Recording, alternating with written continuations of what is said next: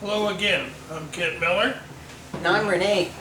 and we're going to talk about Chapter 1, pages 1 through 3. This is going to be kind of an overview of those 3 pages. As you well know, change is upon us, and we must move away from the teachings of the past in order to gain a deeper understanding of ourselves and the field around us in this universe that we live in. So we're going to start with the first chapter, and right from the beginning, the first paragraph, which is pretty poetic, but it is obscure. And so we're going to seek to help with the understanding of it, and then when you get your hands on a copy of the book, which then you can take a look at it and see where you can go from there. The first paragraph talks about the sleeping veil of antiquity. We believe that it's in reference to the vibrational veil that separates the physical self from the higher self, or the soul, part of the soul. And through calming of the mind, which we do in meditation, and clearing of the thoughts, that we are able to open the communication with the higher self, or the soul, and able to access the stored information that we have within our souls, information from past lifetimes and past learnings. This also enables us to begin to access guides. Stored information. It's stored information, but also it enables us to start accessing guides to help us with a broader understanding. It's like our minds are computers. It works just like a computer, where stored information is kept, even though we don't realize it. And we might be able to get in a key to unlocking that stored information, which is the higher self, and accessing that information for a higher learning. When we meditate, or when I meditate, I am able to quiet my mind, where I begin to open it, and a big blue frame begins to develop, and you usually have an exterior which could be green, like in aqua green or emerald green, and sometimes it could be gold or yellow. So as I quiet myself, I'm able to receive telepathic communication. Not everybody is able to do this. Yeah, I've had confirmation from various sources, from all the way from an Indian, East Indian guru to Native American medicine people of various tribes.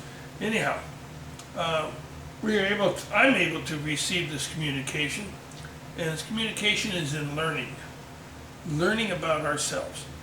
We begin to meditate regularly, and if you do it regularly, your mind will begin to develop. You might not get everything that I get, but you'll be getting some type of information. Some will probably get as much as I get, or maybe even more. Colors, the blues represent specific energy fields. The purples represent specific energy fields. The reds or the golds represent specific energy fields that represent a specific information. The Creator determines when the various vibrational veils are to be lifted, and revealing a new world and a new understanding for us to explore in this realm. This greater understanding of who we really are at the soul level leads us to understand how we fit in the universal picture. So first we get to know who we are again, and then we see where we fit into the bigger picture. And that's a big question for a lot of people. Who are we, and what is our mission? Why are we here? Where do we fit in this universal puzzle? And I don't feel that anyone has been able to answer that to the point of satisfaction. And we're giving information that's leading towards the answer. So we are the creation of the Creator, and we are given unlimited self-direction to progress in our level of understanding of all of creation. And as the universal veils of understanding are released, it's there for us to explore. With that information, and we're looking into the universe of knowledge, and humanity itself is basically in kindergarten. Now, I don't mean the kindergarten like you think kindergarten here, but it's a universal kindergarten of learning. We're just beginning, and the understanding comes a little at a time when we have to learn a lot of patience to gain this understanding. Small amounts of understanding, and we take it and we try, and they expand it for us, and we try to learn that expansion, adding to it and making it somewhat semi-truth in our mind.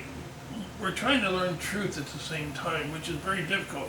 There's a lot of misconceptions out there, and deceivers know most of this knowledge. At some point, there has to be a rebalancing of this knowledge and understanding. Of all things have to be rebalanced. The survival of our race is dependent on our deeper understanding of the bigger picture.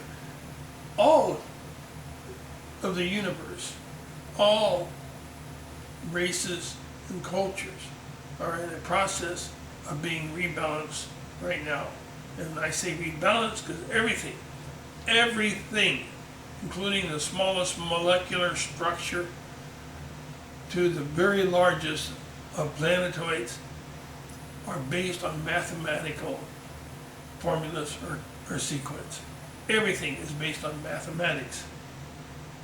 The whole universe is based on mathematics. Even our thoughts. So, with that, rebalancing takes place in a mathematical realm or a mathematical formula. So as our misperceptions evolve and expand, eventually we've come to this point in time where a correction has to be made to bring us back into mathematical alignment to the truth or closer to the truth. So with that, we have to understand it's very important that one must master each level of understanding before progressing on to the next level.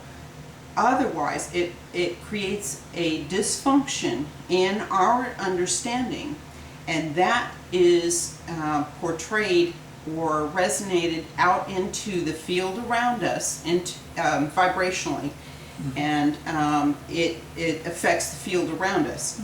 In simple terms, you cannot walk into third-year chemistry and never have had chemistry before and expect you're going to understand it. And this is true for the spiritual world. And we have this tendency of wanting to leap forward, saying, I want to do that. I want to channel. I want to be able to get into the Akashic records. And it's coming from an ego point of view. And we can't rush things, because if we don't know the basics, we're going to get ourselves into trouble as far as our basic understanding, and then things just don't click. They don't line up. So therefore, we cannot leap forward until we satisfy those basic building blocks and create a real sound foundation in our understanding first. Yeah, we are moving into a new learning area, and this new learning area is called Conceptual Learning, where we've been in perceptual learning for many thousands of years. So with this, it is a mental combining of separate ideas from form to a form of concept that is more fully explained. And connecting the dots is part of this. Many people will say, geez, if I had connected those dots, I could have understood what was going on. But connecting the dots, it gives us a deeper understanding of our world and help us align with the universe as we can see it. And that, when I say universe, it encompasses the planets, the whole solar system as a whole, the nebula, all these gases that make up the universal structure. So it is more expanded understanding that requires that we open our minds and discard old thoughts. And when we can do this, a new teaching will come in. Things are not what they seem. Things are not as we see them. We are unable to see the whole picture. Remember, we're in kindergarten. So man has a tendency of, with the ego, projecting out a sense of understanding or knowing that we truly don't have. So we need to humble ourselves and rein ourselves back in and get back to the basics and do some studying. And so now the new age is opening up and a new cycle of learning. It's aligned to the planetary alignments that are coming in, and those planetary, each planet has a vibrational field, if you will, that affects passing energy and affects other planets in its proximity. It creates the openings for certain events to happen for our learning. And so that's how the astronomy is tied to all of this. So as the new learning opens up, we will be learning about universal laws and concepts. All of us must actively work to collapse our old ways of thinking. There are many things that have been passed down for thousands of years that are not completely correct.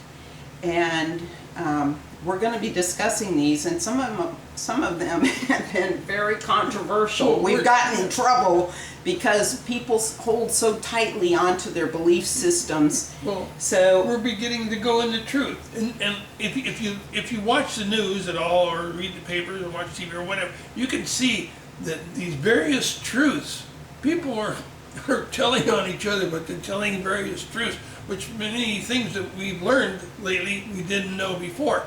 And when you learn truth, you learn more understanding. And when you learn understanding, you can learn about getting rid of your old misconceptions and making way for new thought. And I tell you what, it has to do with the New Age community too. Mm-hmm. So don't think, you guys, just because you've been reading all these books and thinking and studying that you have all the answers, because there are a lot of misperceptions for you too. It's called New Thought now. Okay, and with this, we hope you got some information that you didn't have before, or you begin to pique your understanding of what this book is about. And also, we're, understand that we're moving out of one paradigm. December 21st, 2012 was the end of a learning cycle. What we expected to happen did not happen because our interpretation wasn't, but the world expected great change overnight, and that didn't happen. However, things happen in little steps, and there's a progression in the process. That was the end of a learning cycle. The next cycle begins when the polar, the interplanetary poles reverse, and that will mark the beginning of the next cycle, which will be conceptual learning. Get your boots on, guys, because this is going to be a hard trek.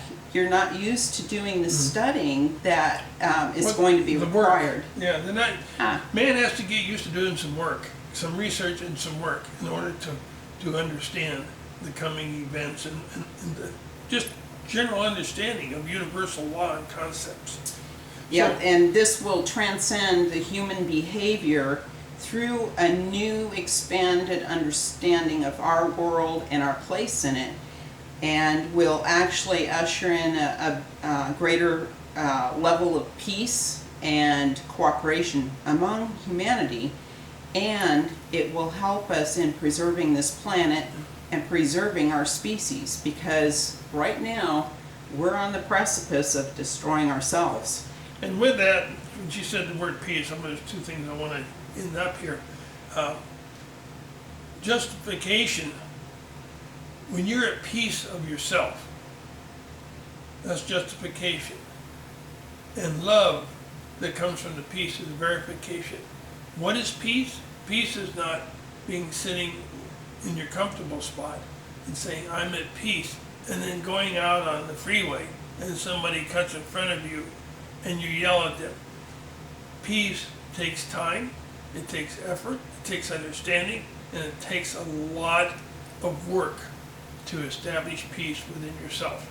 And with each other. So there's a level of respect that we each give to one another, and there is a acceptance of a person's mutual acceptance of others' belief systems in order to have the cooperation necessary to create peace. Yeah, we can establish peace within ourselves with time and effort, like Gandhi did. Well, with this, I'd like to say, remember one thing again: things are not as we see them. Think about that. We're going to be learning a lot. The next cycle is also going to include dimensional concepts that are going to predominate our learning process, part of which is the fifth law of dimensional being. And this is just briefly, it's where highly intelligent beings set the tone or the tempo for the rest of the universe, and that is the passing of light. It's not a photon light. This is an intellectual light of understanding. It's a different type of energy that we cannot see, and that is transferred through at the subatomic level through space. And we'll go into that later. Yeah, and we'll talk about those that have established that particular light or being here on Earth, such as Tesla and Stevens and different ones. Anyhow, with this, we would like to say thank you for watching this video. Thanks for joining. And we hope that you understand where we're coming from on most of this information. Anyway, thank you. Have a great week. Peace be with you.